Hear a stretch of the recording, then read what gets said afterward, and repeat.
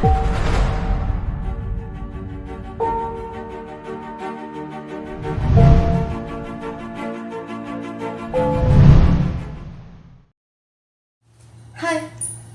my name is Nicolette Wong, and welcome to my TEDx talk titled The Not-So-Known Secret About Building Technology for Humans, User Research.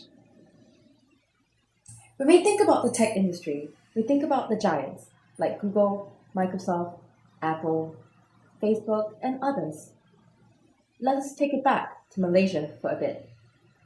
Malaysian startups are engaged in developing new verticals and disruption of a broad range of industries. Out of a population of 32 million, we have approximately 25 million internet users. This makes Malaysia a ripe birthplace for several big-name startups, such as used car marketplace Qasim and video streaming platform iFlix, which raised $220 million and has recently been acquired by Tencent. Regional ride-hailing app Grab also started in Malaysia as My Taxi in 2012, before moving to Singapore in 2014. Grab has raised $10.8 billion so far.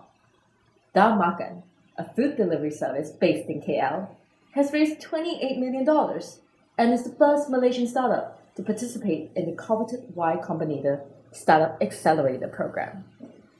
Malaysia is an ideal location for startup incubation due to its low cost, high quality of living, talent, fast-paced visa, and robust government infrastructure for early-stage entrepreneurs. We can particularly feel the impact of high-tech solutions in the past few months of pandemic times. 2020 has left Malaysian businesses to deal with unprecedented tech disruption levels, resulting from an exponential increase in internet usage and changes in the way we work and live.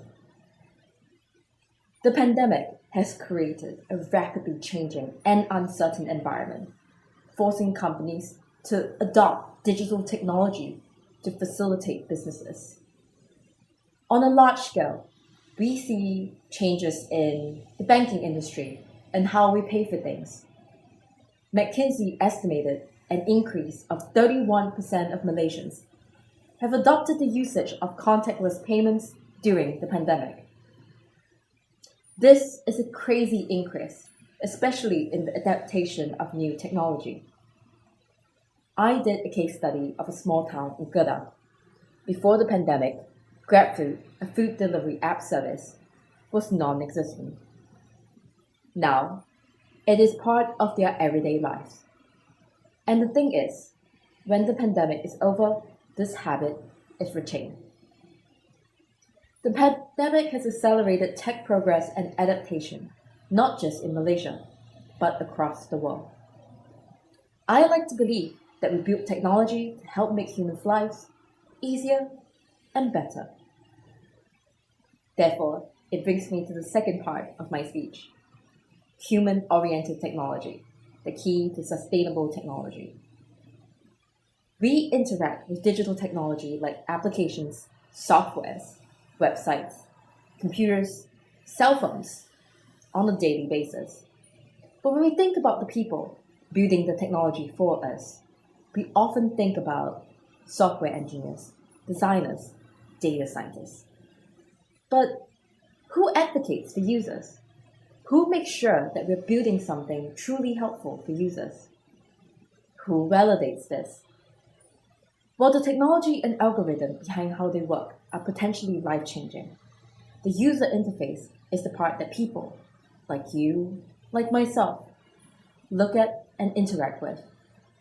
No matter how great your technology is, if people don't know how to use them or maximize what they get from it, the technology is useless, no matter their skill or comfort level.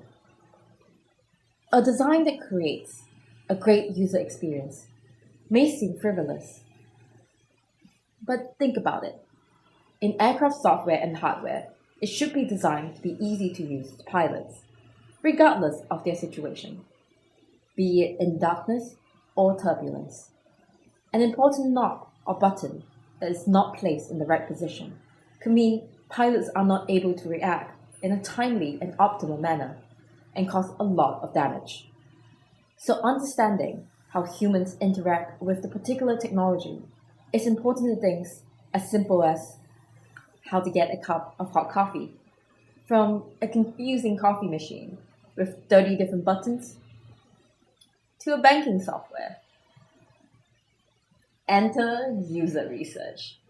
User research, also known as UX research, is the systematic study of the people using your technology or people who will be potentially using your technology. User research helps the people that build technologies for us to make products that fit our requirements. It takes their guesswork out and adds realistic context and insights to the design process.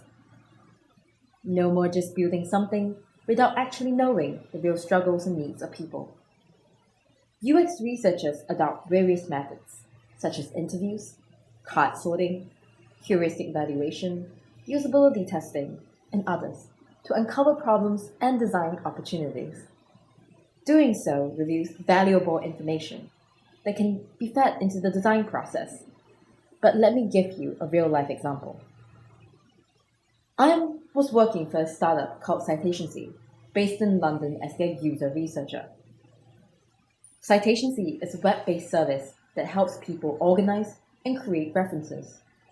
In my capacity as user researcher, I research user experience. What does that mean? I research who their users are, understand what they're looking for, what their living environment's like, their frustrations with the tech, and what would make things just easier for them. In one of the first projects I did for them, I took a look at their website and saw their pricing page. I mean, it's a pricing page. It should be standard, right?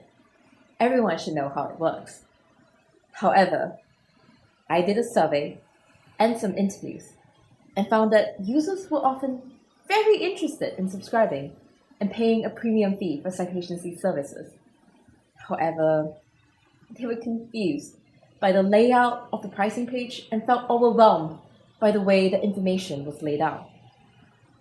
In fact, they rather abandoned paying for the service because it was just too much hassle to try to piece together what they're exactly paying for.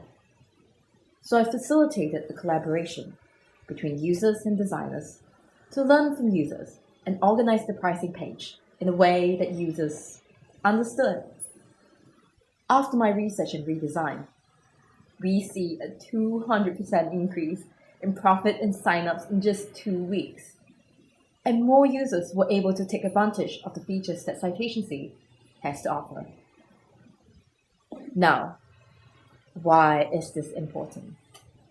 Why is this important to Malaysia? Why is this important to you? If human research was already important, it is even more important now. With the increase of adaptation, we are not just catering to the early adopters, the Gen Z that grew up with digital technology. We didn't grow up playing with an iPad. We learned how to do this later in life. Now imagine, because of the pandemic, it has essentially forced hundreds and thousands of Malaysians, people like our parents and our grandparents, to have to pick this technology up out of sheer survival, and it is our responsibility to make digital technology accessible to the masses. It's not the device's responsibility. It's not the software's responsibility. Our responsibility. As cliche as it sounds, it is our solemn responsibility to go out there, to make it happen actively, to be the kind of person that thinks about the human faces behind our technology, to build empathy in the world of technology, to humanize technology. The minute it takes someone to click a call to action button, to an engineer, to most of us, it is simply a faceless measure of efficacy. What we should be building is a generation of empathy when it comes to technology. And it can be as simple as recognizing that there is a human behind every screen. UX research is here to stay. Because, as the pandemic has illustrated, technology gets new groups of users. The outside condition changes. So technology has to change with it. It is a constant evolution of improvement to be relevant and to provide optimized solutions. But the values behind the importance of listening to those we help do not only apply to the tech world. We can do our best work when we take the time to understand those around us, have empathy, and be open to bridging conversations between disparate parties. If there's anything to take away from this particular talk, it is this. Prioritize human-centered approaches in everything we set our minds to. Thank you very much for coming to my speech, and I hope you have a wonderful day. Bye.